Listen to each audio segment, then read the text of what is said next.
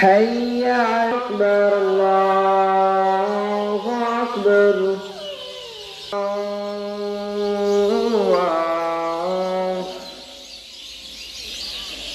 حي على الصلاة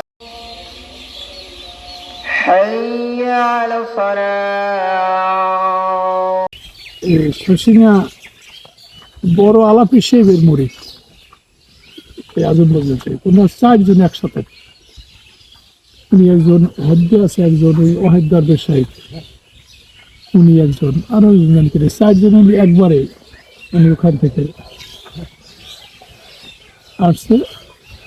আসছে তিনি এখানেই যে কদিন জীবিত ছিল প্রথমে এখানে রয়েছে, তারপরে এখান থেকে বিভিন্ন জায়গায় উনি গেছে। সর্বশেষ উনি মারা গেছে। ওনার এক মেয়ে আসছিল, ধর্ম মেয়ে, চরক গাচ্ছে, সেইখানে বসে মারা গেছে। আবার দাফন হয়েছে এখানে, কিন্তু থাকতো এখানে। তার এক ছেলে ছিল নুরমা মাতাজি, তার বাসা তো কাছে। ছেলে মারা গেছে, নুরমা মাতাজি শীত মারা গেছে। আসলে ছেলের ঘরের নাতি। উনি মজনু হালতে ছিলেন। উনি মজনু হালতে ছিলেন, আল্লাহ বিল্লে করত, জিকির আজকার সার্বক্ষণিক করত। যতদিন ছিল ওইখানে ওই একটা বড় একটা টিলা, ওই যেখানে দাফন হয়েছে ওই টিলাটার উপরেই ছিল। রাত দিন 24 ঘন্টায় একটা চেয়ারে উঠে বসে শুধু আল্লাহ বিল্লাহি করতেছিল। ভালো কামলিয়াত পেয়েছিল, উনি একজন অলি ছিল। অলৌকিক ঘটনা উনি যেটা বলছে যে উনি এখানে আসার কারণ হয়েছে যে ওই যে উনি বলছে যে একদিন শশীনাথ আলাপি শিবের মাহাবীর ছিল আপনার খেপুপাড়ায়। শশীনাথ থেকে খেপুপাড়া আসতে গেলে 2 দিন সময় লাগবে পাংশি নৌকায়, অন্য কোনো যাতায়াত তো ছিল না। তো মাহফিলের সেই সময়টা ওনার মনে ছিল না। ডায়েরিটা খুললিয়া দেখে যে আজকেই তার মাহফিল শশীনাথ, মানে খেপুপাড়ায়। তখন নাকি ফজরের নামাজের পরে তার ওই যারা মুরিদের সবাই জিকির আজকারের পরে উনি ডায়েরিটা দেখে উনি বলছে যে আপনারা বাবারা তো সবাই এখানে আছেন, আমি তো একটা বিপদে পড়ে গেলাম, আমার তো মাহফিল আজকে খেপুপাড়ায়, কিন্তু আমার যাইতে সময় লাগবে 2 দিন, আমি তো ভুলে গেছি। এখন আমার পক্ষে 2 দিনের পর তো আমার পক্ষে যাওয়াও সম্ভব না।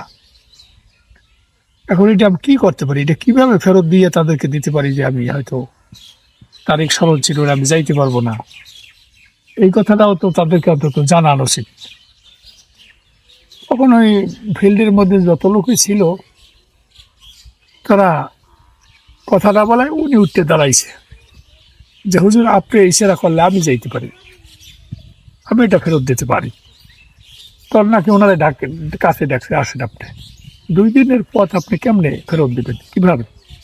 হুজুর আপনি হুকুম করলেই আমি পারি। তারপর উনি বলছে যে উনি হুকুম করছে যে ঠিক আছে বাবা আপনি যান। উনি সেই যে ফেরত দিয়ে আবার আসরের সময় যাই এই দরবারে নামাজ পড়ছে। তখন ওই পিসেই বলছে যে ঠিক আছে রে বাবা আপনাকে আমি, আপনি চলে যান, আপনি আর এখানে থাকার দরকার নেই, আপনি এলাকায় চলে যান। ওখান থেকে এখানে আসছে, জন্মস্থান এখানে। উনি মারা গেল বোধ হয় 78 সালের দিকটা, 77 78 এরকম। হ্যাঁ আমি দেখছি।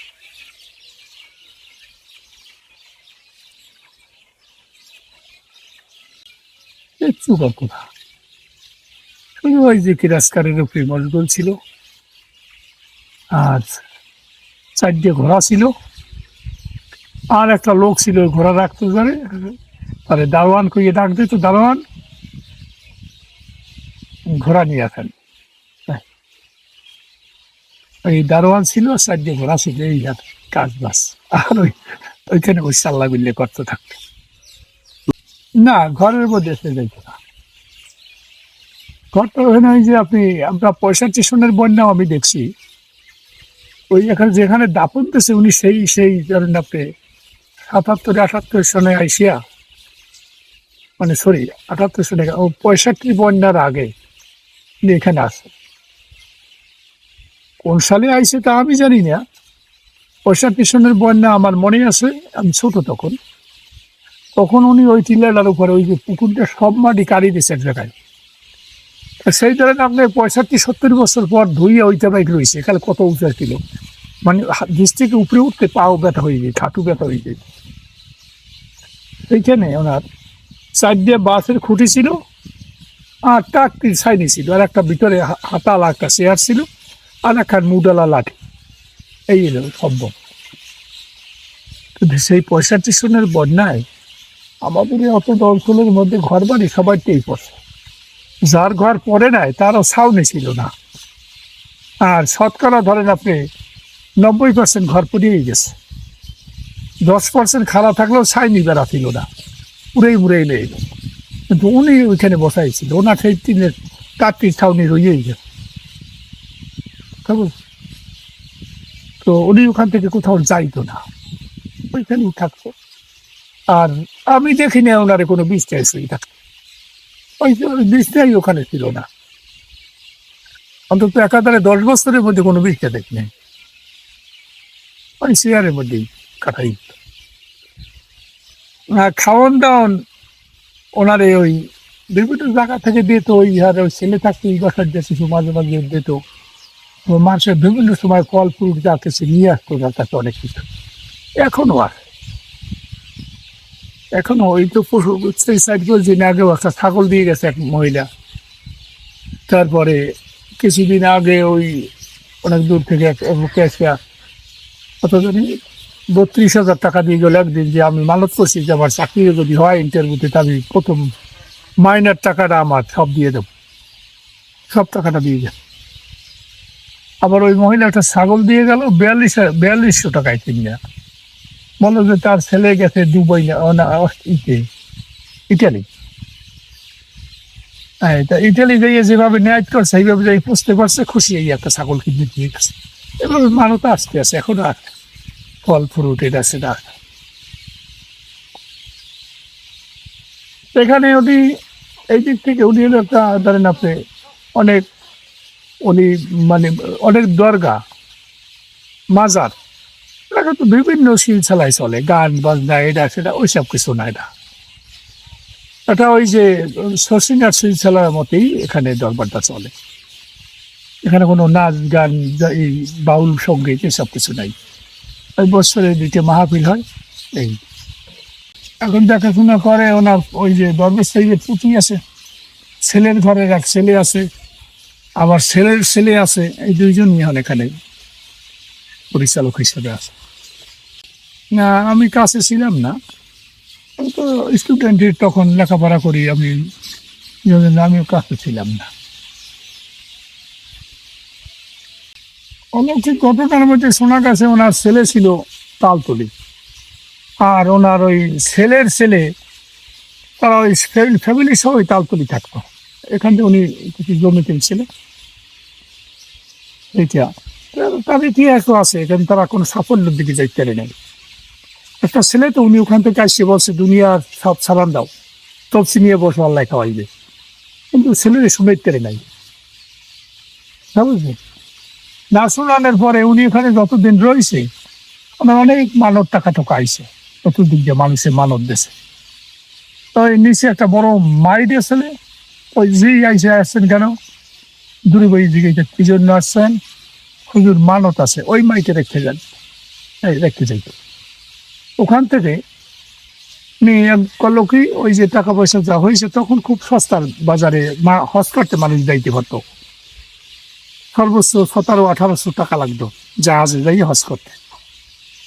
ওই সময় উনি 2-3 জনারে হজের টাকা দিয়ে দিল, ওই যে মানব টাকা। এখন ওই ওনার ছেলে আইসে ওনারে খুব চাপ দিল যে আমরা পারি না খাইতে পড়তে, আমাকে টাকা এখন সবাই আপনি বিলাই দিতেছেন, আমাকে টাকা পয়সা দেন, আমরা কিছু জমি জায়গা কিনি। তো উনি আগেই বলছে যে তোমার তো কোনো জমি জায়গা দুনিয়াতে তোমার কিছু দরকার নাই, তুমি তো নিয়ে বসো, আল্লাহকে ডাকো, সে ব্যবস্থা করে দেবে, তুমি তো কথা শোনো না। বুঝলেন? তা করলো কি, শেষের ছেলে তো ও রাগ হয়ে উনি টাকাটা ওই ক্ষতির যে একটা ছিল ওইটা দিয়ে দেবে। হেড দিয়ে যাই ওই তালতলের ওইখান দিয়ে 2 খানি জমি কেন হেন একটা বাড়ি করছে, হেন হাসিল, আর যে টাকা বাঁচিয়ে রয়েছে হেয়ে দিয়ে উনি 1 কোটি গরু কিনে রাখলো। অসময়ে করবে কি টাকা, 1 কোটি কিনছে গরু। আল্লাহ নামলে কার্তিক মাসে 1 কোটি গরু একটা হয় না, সব বেশি মরে গেছে। বুঝছেন? আর ওই ওই সময় মাটির নিচে এক প্রকার লাকড়ি আছে, ঝাড়ার কয় ওগুলো ইটের ভাটা লাগাতে নেই, ওই এখানে 1,000 মন। সে বছর দাম এমন হয়ে গেল, আসল টাকাই ঘরে আনতে পারলো না। কথা বুঝলি? এই জন্য উনি একটু অখুশি। মৃত্যুর সময় তার ছেলেদের খবর দিয়েছে পর আইসে। আর আমাকে এখানে আমার বড় ভাই গেছিল, আরো একজন এখানে এই গ্রামের মুরব্বী আছে, হেরাও গেছিল। দরবেশ সাহেব অসুস্থ এই শুনিয়া ওনারা বলছে, যদি আমার বড় ভাই এসে বলছে যে আমরা তো সব বসা, তো তার ছেলে আইলে, তার প্রতি ওই যে নাতি আইসে, বুঝলে? তা আমরা বসলাম, বসার পরে ওই সন্ধ্যার পরে 7-8টার দিক যা 2 নেলা খাবার নিয়ে আসছে, ভাত, ওই যে ঘরে থাকতে হয়ে গেল। খাইয়ে তারে বলছে নাও, শেষ খাওয়া। এই, তারপরে একটু পানি দিয়েছে, 1 ঘন্টা পরে মারা গেল।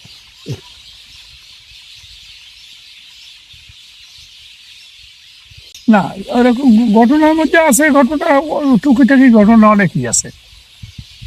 যেমন ওইখানে এই এই এই গ্রামটার পরে আসা ওই গ্রাম আছে, এটা লেম্বা গ্রাম।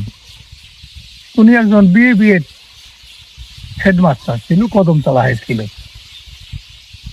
উনি শেষ পর্যন্ত ওই ওনার একটু ভক্ত হয়েছে, হ্যাঁ। ওনারে পরীক্ষা করবে করিয়া কয় যে একসারা কলা মানতি করছে, যে এই কলা ছাড়া আমি দরবেশ সাহেবের দেব। বুঝলেন? এখন দরবেশ সাহেবের কলা পাকতে রয়েছে, গাছে কাটে না, পরীক্ষা করে যেটা পাখিতে খায় না কিতে খায়, খাই লোক দেয়, কাটবো না তারা। এলাকা সব পাখি গেছে, এই ফল লই যাইছে। তার মানে তারে যে এই করছে উনি, রাগ যে হয়েছে, মানে এই দরবারে একটা কম্পাউন্ডের মধ্যে ঢুকতে দেয়, হাইট চলে, আবার চলিয়ে যায়, আবার কতুর বাদে হেও শয়তান আছে, টানতে টানতে আবার কলা লইয়া আসে। কেন রাগ কেন করে? রাগ করে যে তুই আমার এটাই এত কষ্ট দিলি, আমার এটাই পাখি খেদাইলি, আমার তো এই যে করলি, তুই মানত করছো, তুই আমার পরীক্ষা করলি, তো বিশ্বাস নাই, এই কয়ার গালি দেয়। আরো আবার কলা লইয়ে পিছনে টানে, আবার কলা লইয়া আসে। এই এককালে একটা স্রেফ একটা বিকাল কাটাই গেছে। এরপরে যে কলা দিয়ে গেছে, পরবর্তী সময় ওই লোক চাকরিও ছাড়িয়ে দিয়েছে, আর হেডমাস্টার গিরি আর করলো না। বাড়তে সেখানে মসজিদ উঠাইছে, আর তালুকদার বাড়ি তলা, মানে পদবী তালুকদার, আর এই যে জমি জায়গা অনেক, 7-8 খানি জমির মালিক, ছেলে সন্তান নাই। কথা বুঝলেন? ওই জায়গা জমি চাষ করতো না ওই আজিজ তালুকদার, তার নাম ছিল আজিজ তালুকদার। জায়গা জমি চাষ করে না, ওই মসজিদে করিয়ে থাকতে, এবার মারা গেছে। এরকম চুকি থেকে ঘটনা আছে।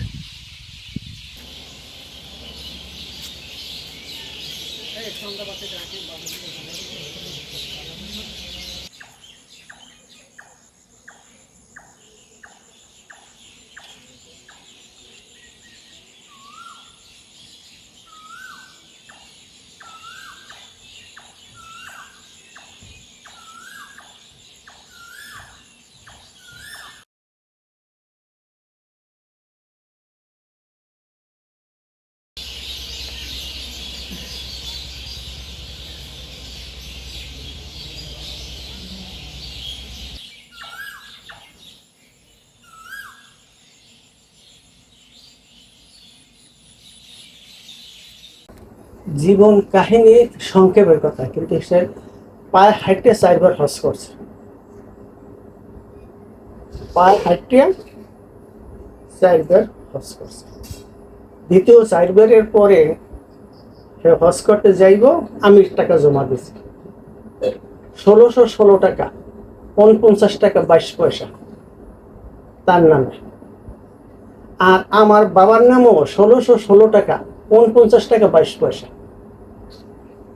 জাহাজ সৌদি এমনি সৌদি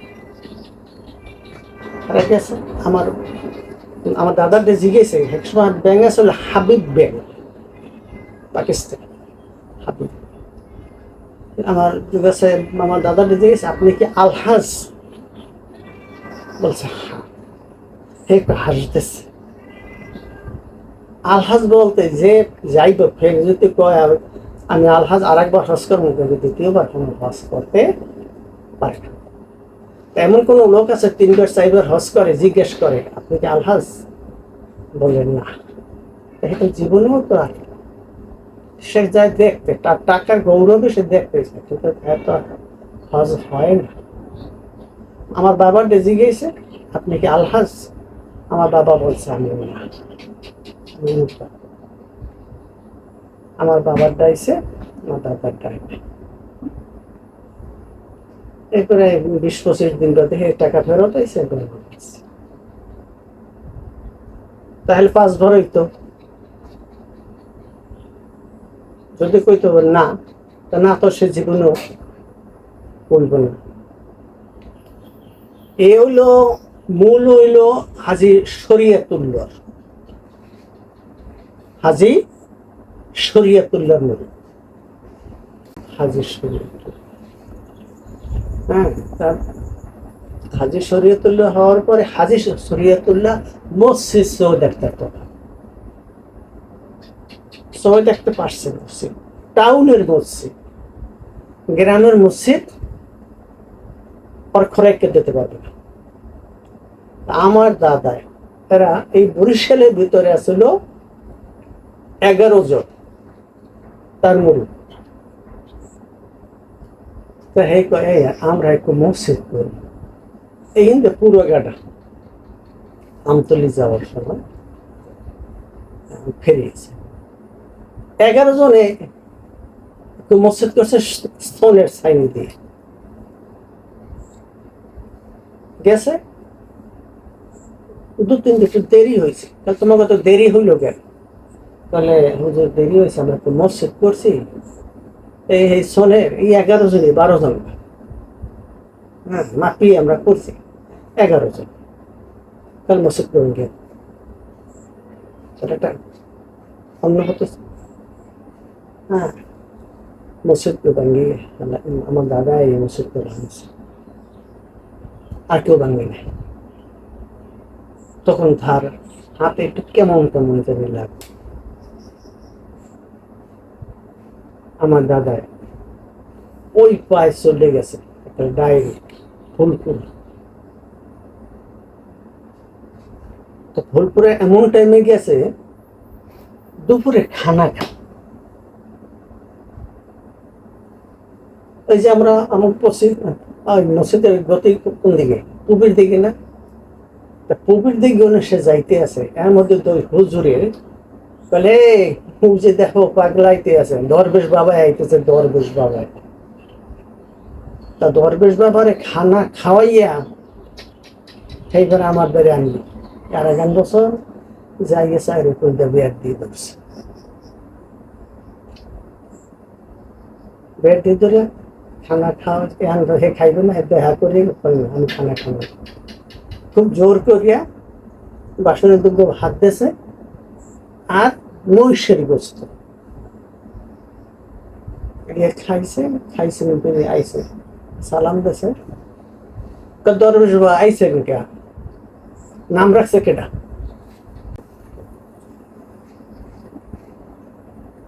ওই পায়কা আপনি চলে যান জৈনপুর বসতে পারে না আপনি জৈনপুর চলে যান জৈনপুর চলে গেছে যাই দে হ্যাঁ ওই খানা ওই দুপুরের খানা বলে ও যে দেখছো দরবেশ বাবাই আইতে আছে খানা খাওয়াইয়া এই পারে আর 1 বছর নাম রাখছে না ফুলপুরে রাখছে প্রীতম এইবার রাখছে কে জৈনপুর আর কেউ রাখছে খানা খাওয়াইছে আপনি চলে যান বহ নাই আবার ফুলপুর আড়া রুফি আইসেন আসরে রাজা মানুষ তখন ধান কোথা থেকে কোথায় আর কিরকম গেছে এটা তোর জিজ্ঞাসার দরকার নেই রে আসরের কালে এই যে ষাটসিনিয়া বড় হুজুর নেসারউদ্দিন মাওলানা সাহেব হে এইখানে বসা হ্যাঁ কয় আপনারা চেনেন ষাটসিনিয়া হুজুরের কয় আমি চিনি না। এই যে আমার দাদা জিজ্ঞেস আপনাকে চেনেন তাহলে গায়ে একটু বাতাস লাগে ছাড়ছি না একটু গায়ে বাতাস লাগে আমাকে চেনবেন না আমি তো পাগল তাহলে আপনারা দুই ভাই কে বলছে কে আপনারা দুই ভাই পীর ভাই আপনারা দুই ভাই ওইখানে কদিন জিনিস ছিল হয়ে পর আইসে ষাটসিনিয়া রয়েছে 32 বছর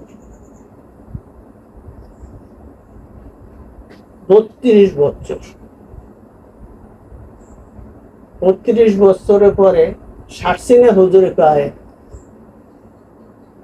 দরবেশ ভাই আমি বাড়ি যাই বাড়িতে না আমি দেশে যাই এটা করাইলে কেটা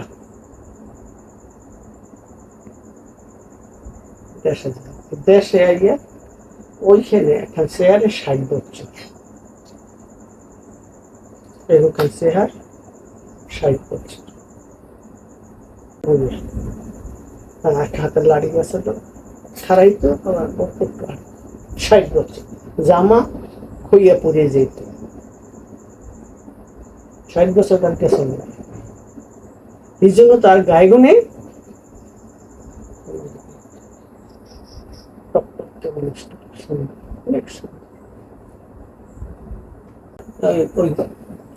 আমার মায় পাক করে দিত বাইর জন্য দিত এই এক পয়েন্টটা টেবিলের মতন ছিল ওখানে দিত খাইতো দিলে খাইতো না দিলে না খাইতো সামনে গেছে খাইছে না দিয়েছে খাইনি জামা একটা 4 বছর 5 বছর গেছে একজন একটা কিনে নিয়ে গায়ে দিয়ে দিয়েছে এই জন্য জামাই আমার জামাই তো ময়লা তার জামাই তো ময়লা আছে শিখে যাইত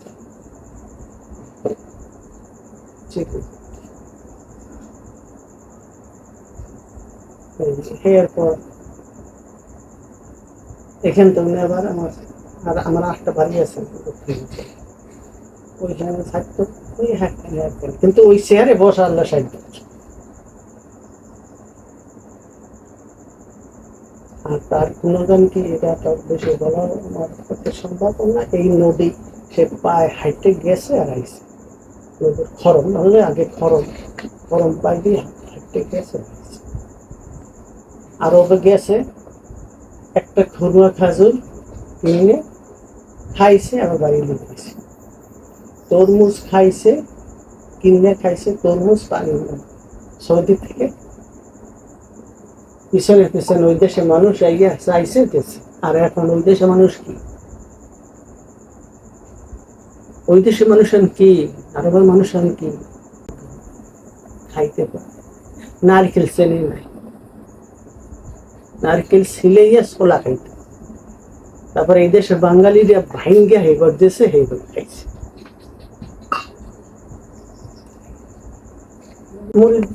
ওনার মনে আছে কিছু আছে যারা তেমনি মারাই গেছে দেশ স্বাধীনের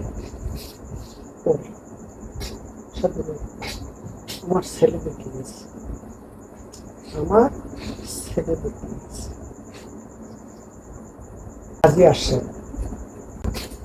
হাজি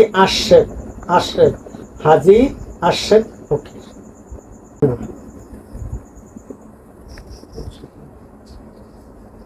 আমার বাবার ওখানে একটা ছবি ছিল বাবার রাখছে না সেটা মশলা এবার গেছে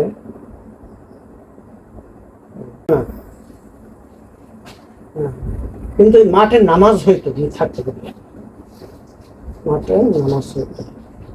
এই মসজিদের বয়স হতো 100 বছর। তিন সিডা ছিল, মধ্যে ইয়ে ছিল, আসতে মানে এই ধরেন 25-30 বছর হয়েছে। 25-30 বছরের মতো 300 টাকা আবার বিল্ডিং হয়েছে, খাই কটা বাড়ি 15-20 বছর হয়েছে। 100 বছর। আসো, খুব সুন্দর সিনেমা বই আছে,